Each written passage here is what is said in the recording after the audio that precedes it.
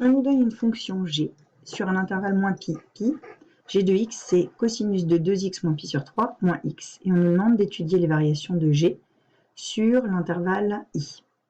Donc, dans un premier temps, cosinus de 2x moins pi sur 3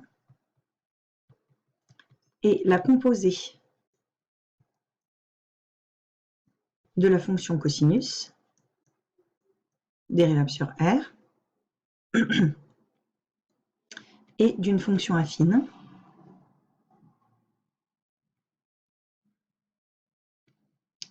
donc elle est dérivable sur r.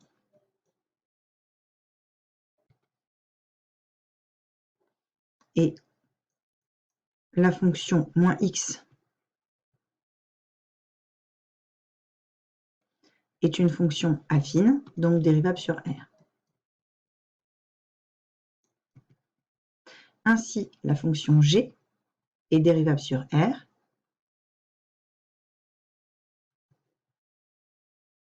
et g' de x est égal à la dérivée de cosinus de 2x moins pi sur 3. Comme c'est une fonction composée, on dérive ce qu'il y a dans la parenthèse. 2x moins pi sur 3, sa dérivée c'est 2. Ensuite, on fait la dérivée de cosinus, c'est-à-dire moins sinus de 2x moins pi sur 3. Et la dérivée de moins x, c'est moins 1. Ce qui nous donne moins 2 sinus de 2x moins pi sur 3, moins 1. Et on va chercher à étudier le signe de cette fonction g' de x. Donc, g' de x est supérieur ou égal à 0 si et seulement si moins 2 sinus de 2x moins pi sur 3 moins 1 est supérieur ou égal à 0. Ce qui donne moins 2 sinus de 2x moins pi sur 3 supérieur ou égal à 1, ce qui donne sinus de 2x moins pi sur 3 inférieur ou égal à moins 1,5. On fait apparaître un cercle trigonométrique et on va repérer sur l'axe des ordonnées la valeur de sinus égale moins 1,5. Donc moins 1,5, on est ici. On va donc s'intéresser à ces valeurs-là. On veut que le sinus soit inférieur à moins 1,5, donc on se situe sur la partie ici. Ainsi, cela nous donne 2x moins pi sur 3 est compris entre moins 5 pi sur 6 et pi sur 6, et moins pi sur 6, pardon, le tout modulo de pi. Ce qui nous donne en fait 2x compris entre moins 5 pi sur 6 plus pi sur 3, ça fait donc moins 5 pi sur 6 plus 2 pi sur 6, donc moins 3 pi sur 6.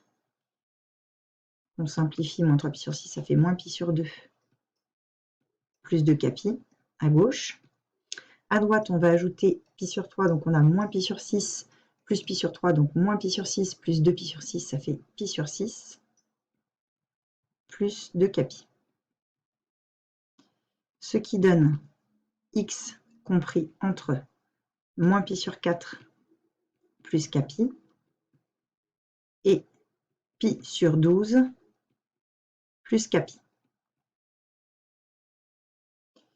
Ainsi, pour k égale 0, cela nous donne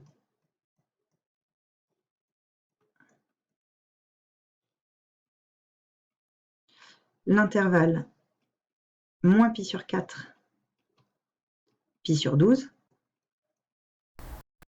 Pour k égale 1, cela nous donne moins pi sur 4 plus pi, c'est-à-dire 3 pi sur 4. Et pi sur 2, on dépasse l'intervalle pi, donc on s'arrête à pi. Je vais reprendre l'énoncé, pi est inclus. Donc ça nous donne pi inclus ici. Et après on s'arrête puisqu'on dépasse l'intervalle de définition de départ. Pour k égale moins 1, On va avoir moins pi sur 4, moins pi, c'est en dessous de moins pi. Donc, on démarre à moins pi. Et ensuite, pi sur 12 moins pi, ça donne pi sur 12 moins 12 pi sur 12, donc moins 11 pi sur 12.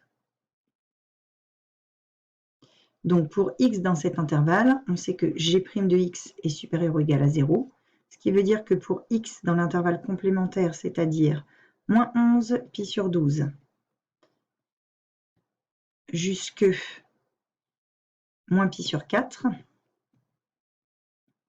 union pi sur 12 jusque 3 pi sur 4, on va avoir g' de x qui est négatif. On peut ainsi tracer le tableau de variation. X va de moins pi à pi, avec les valeurs remarquables moins 11 pi sur 12, moins pi sur 4, pi sur 12, 3 pi sur 4. On sait que g' de x s'annule en moins 11 pi sur 12, moins pi sur 4, en pi sur 12 et en 3 pi sur 4, que g' de x est donc positive ici, ici et ici, et négative ici et ici. Ce qui donne une fonction g croissante, décroissante, croissante, décroissante et croissante. On peut ainsi calculer les valeurs en moins pi. Donc on a cosinus de moins 2pi moins pi sur 3.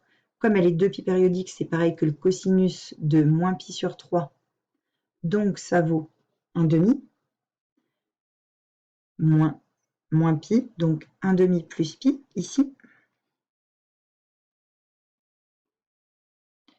La valeur en pi, je ne sais pas pourquoi j'ai mis en moins pi, c'est un pi ici. La valeur en pi, c'est cosinus de 2pi moins pi sur 3. C'est 2pi périodique, c'est pareil que cosinus de moins pi sur 3. Donc ça vaut aussi moins 1/2, mais cette fois-ci c'est moins pi. Donc ici on a 1/2 moins pi. En moins 11 pi sur 12, on a cosinus de 2 fois moins 11 pi sur 12. Donc ça donne cosinus de moins 11 pi sur 6. Moins 11 pi sur 6, c'est pareil que pi sur 6 en termes de cosinus. Cosinus de moins 11 pi sur 6, c'est pareil que cosinus de pi sur 6, c'est-à-dire racine de 3 sur 2. Là, on a racine de 3 sur 2 moins 11 pi sur 12, donc plus 11 pi sur 12. Et ainsi, vous pouvez calculer d'autres valeurs. Ici, on va avoir moins racine de 3 sur 2 plus pi sur 4. Ici, on va avoir racine de 3 sur 2 moins pi sur 12. Et ici, on va avoir moins racine de 3 sur 2 moins 3 pi sur 4.